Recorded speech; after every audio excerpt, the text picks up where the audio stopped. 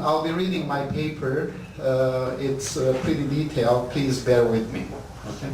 And as Mark mentioned, the title is Humanitarian Intervention by the Armenian Prelacy of Aleppo during the first months of the genocide. In 1915, the city of Aleppo in northern Syria constituted the main funnel through which thousands of Armenian deportees from across the Ottoman Empire filtered on their forced marches to extinction by genocidal design.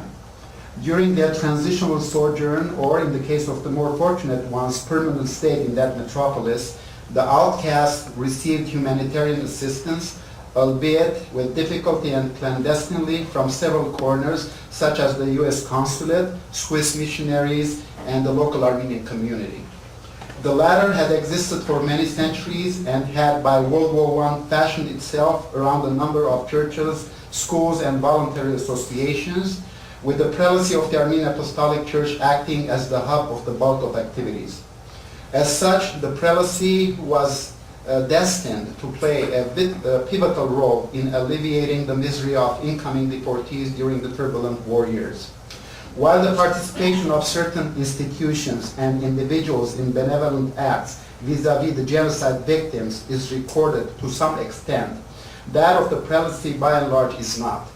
This study or talk attempts to fill part of the existing void by shedding light on the humanitarian mission embarked upon by a special instrument of the prelacy called Refugees Committee, or Kaftaganats Hansnajogo in Armenian, that was constituted for the specific purpose of aiding the victim element.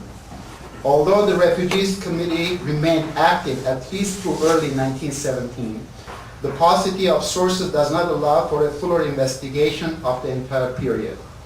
On the other hand, two extant files in the prelacy archives enable us to focus on the months of May, June, July 1915 with considerable detail, although certain points continue to remain moot.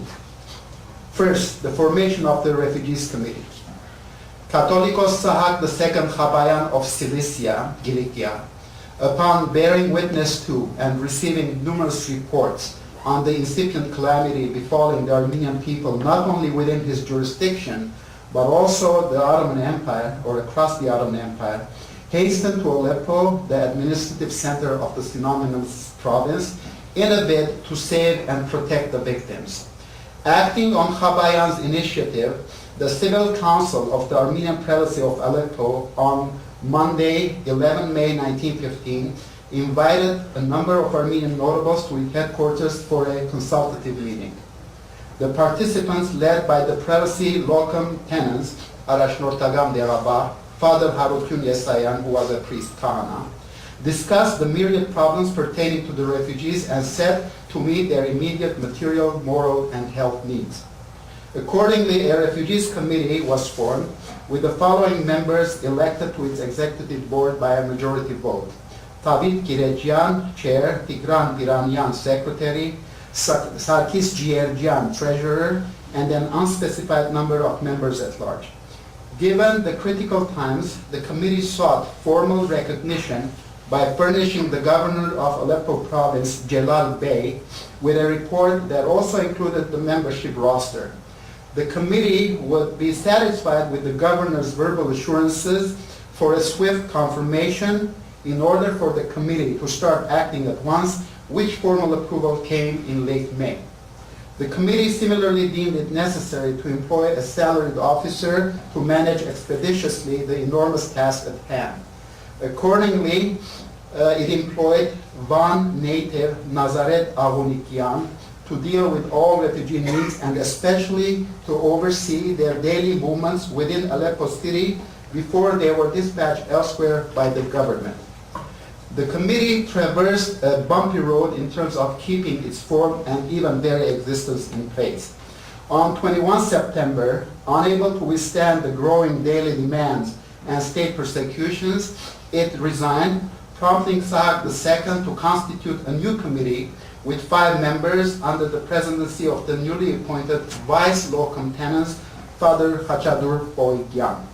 Notwithstanding, by the last week of October, the committee had stopped holding regular meetings with quorums because of the absence of 4 of its members who were either ill, busy, out of town, or simply not showing up, although routine work continued unabated. On the eve of his banishment to Jerusalem on 27 October 1915 by governmental order, Sahak II exhorted the committee to remain steadfast in its resolve. It appears from a letter sent to him from Aleppo that by 17 March 1916, the committee was still in place, albeit with a new membership under locum tenens Father Harutun Yesayan, having replaced the previous one sometime during the interim. An Armenian cleric from Jerusalem on official business in Aleppo from mid-November 1916 to mid-February 1917 observed that a certain prelacy committee of 2 to 3 members distributed relief to needy refugees a few times weekly. The fate of the committee through the remainder of World War I remains largely unknown. The committee from the outset did not act alone, but rather constituted and delegated certain responsibilities to various auxiliary subcommittees to be able to tackle the enormous challenge thrust upon it more fully. The first to be solicited for assistance requiring ultimate compassion were 6 women who on 12 May formed the Ladies Auxiliary.